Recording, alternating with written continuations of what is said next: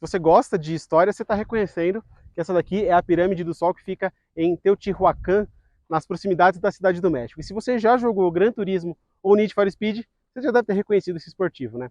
Esse daqui é o Nissan Z. E Autosport veio até a Cidade do México para conhecer a 7ª geração desse icônico esportivo lançado lá em 1969, que já está na 7ª geração.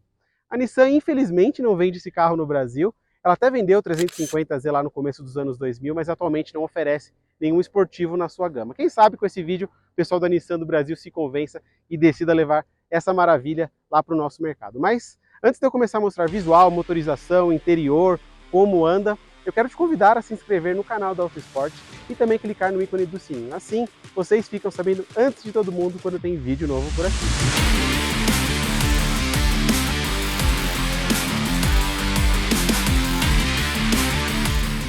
Bom, como eu falei, essa daqui é a 7ª geração do Z e ela tem um visual mais retrô, um visual vintage, né, em relação às gerações anteriores. Aqui a gente tem os faróis maiores, né, não são tão afilados, iluminados por luzes de LED.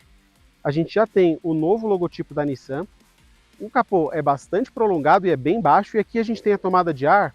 Eu acho que é o elemento mais marcante da nova geração do Z, é que ela é totalmente retangular, ela não tem formas estranhas, pouco convencionais, a grade não é grande, e também não traz aquela antiga identidade da Nissan com a grade em V. A gente tem ela totalmente retangular, e aqui a gente tem ela adornada por pequenos retângulos.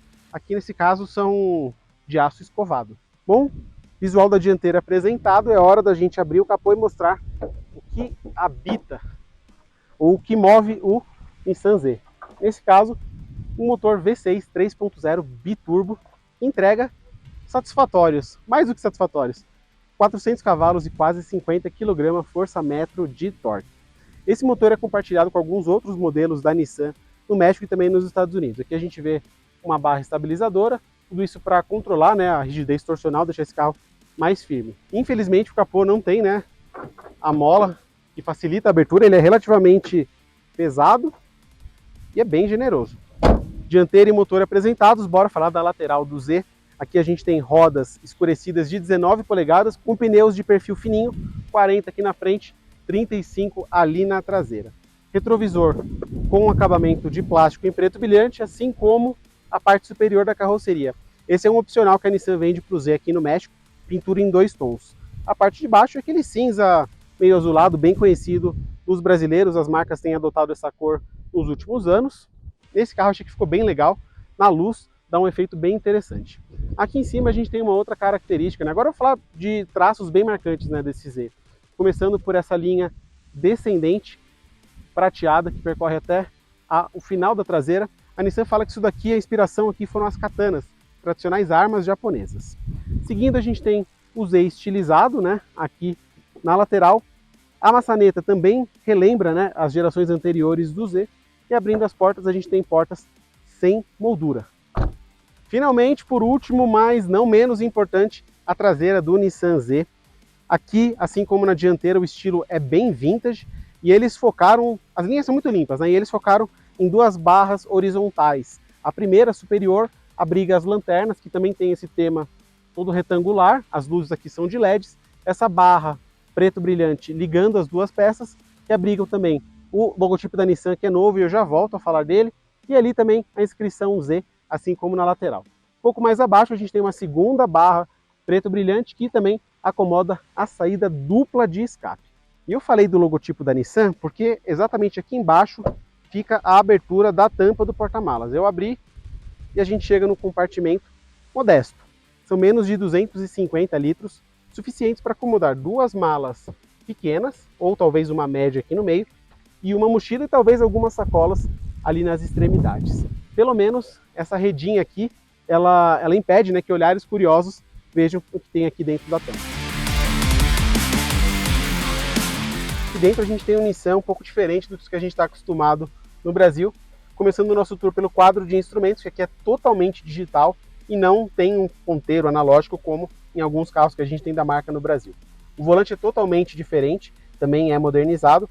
Em vez do símbolo da Nissan, a gente tem um Z, e nas laterais a gente tem todas as funções que controlam esse carro. Por exemplo, aqui as funções de controle do computador de bordo no quadro de instrumentos, volume do sistema de som, aqui os menus do quadro de instrumentos e aqui para passar a música ou a rádio. Desse lado, a gente tem o controlador de velocidade, também a função adaptativa, ou seja, você estabelece a distância e a velocidade e ele mantém em relação ao veículo da frente.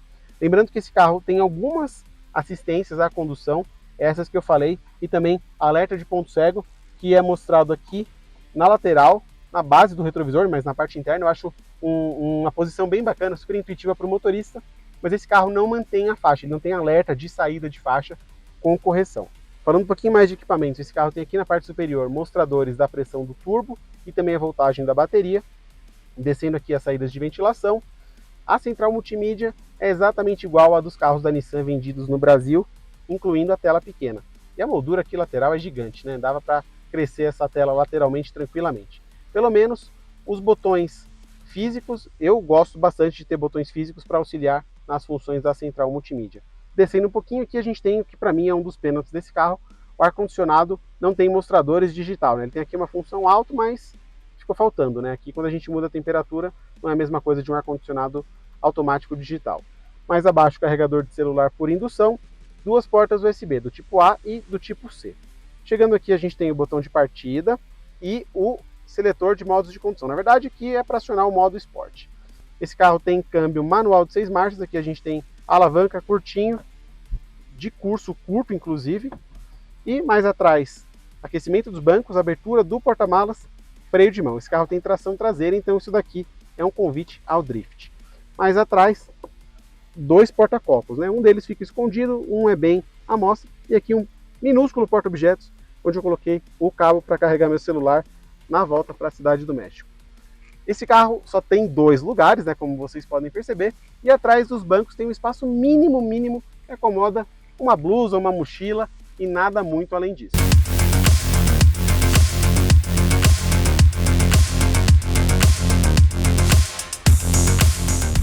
Nesse vídeo, pessoal, vocês vão ver que a captação da nossa GoPro está um pouquinho diferente, isso porque eu estou usando ela exatamente acima da minha visão. Então deixem nos comentários se vocês gostam desse estilo ou se vocês preferem ela presa no vidro, que aí a gente vai ajustando o canal de acordo com o que vocês acham melhor, beleza? Então vamos falar um pouquinho sobre o Nissan Z. Aqui no México, única versão, né? Motor V6 3.0 biturbo, 400 cavalos, mas aqui o cliente pode escolher entre câmbio manual ou automático, manual de 6 marchas, automático de 9. O preço é sempre o mesmo, 1.355.900 pesos, levando para o nosso dinheiro pouco menos de 400 mil reais. Nos dois casos, olha só, o Z é um esportivo super tranquilo para o dia a dia, mas pressionando o pedal do acelerador, o motor V6 acorda e assim a gente tem um desempenho bem legal. Esse carro, quando equipado com câmbio manual, leva 4,5 segundos para ir de 0 a 100, e quando está com câmbio automático, um pouquinho menos, 4,3. Ó, modo Sport ligado, o motor V6 acorda e aí sim a gente tem um excelente desempenho.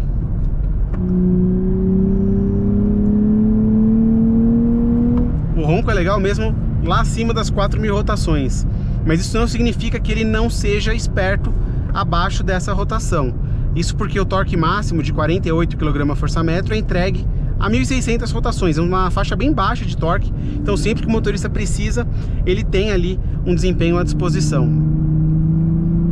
É muito legal, não dá para deixar de acelerar o Z, só tomar cuidado aqui com a velocidade para não ser multado, né? Vamos lá, falando um pouquinho sobre esse câmbio manual, ele não tem a mesma precisão do câmbio manual de outros esportivos japoneses, Toyota GR Corolla ou Honda Civic Type R. Aqui a gente tem engates um pouquinho menos precisos. Aqui da quarta para quinta a gente precisa procurar bem, porque a alavanca ela tem um curso mais largo, né, lateralmente, mas o engate da quinta marcha ele tá ali no meio do caminho. E a mesma coisa vale para a sexta. Então tomando cuidado, você não engata a marcha errada. Fora isso, a gente saiu da Cidade do México, zona bem urbana, densamente povoada, com um trânsito infernal, muito pior do que o de São Paulo ou do Rio de Janeiro, e veio, né, para uma parte mais pro interior do país, né? A gente andou cerca de 60 km para fora da Cidade do México, mas mesmo na cidade o Z não chega a ser um esportivo desconfortável. é super tranquilo lidar com ele, pedal da embreagem não é pesadão, a alavanca, ainda que da quarta para quinta tem ali um certo descompasso, ela é super tranquila nas marchas mais baixas, e também a direção é super precisa.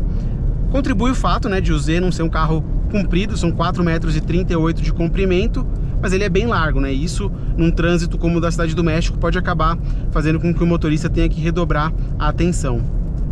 Esse carro é um carro de tração traseira, então a gente tem aqui sobre o console central passando um eixo cardan para levar a força lá para as rodas de trás. Depois de dar uma voltinha com o Z um dia aqui na Cidade do México, eu faço um pedido claro e objetivo para a Nissan. Por favor, vendam esse carro no Brasil. E se serve de estímulo, duas grandes concorrentes da Nissan, também japonesas, Honda e Toyota, levaram agora para o Brasil, acabaram de lançar no Brasil, hatches esportivos, Corolla GR e também o Civic Type R.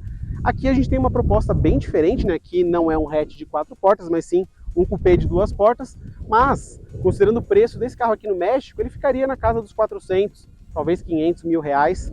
Eu acho aqui um carro super charmoso, tem uma proposta diferente, mas também não deixa de ser um hatch icônico japonês. Eu vou ficando por aqui, espero que vocês tenham gostado. Até a próxima. Tchau!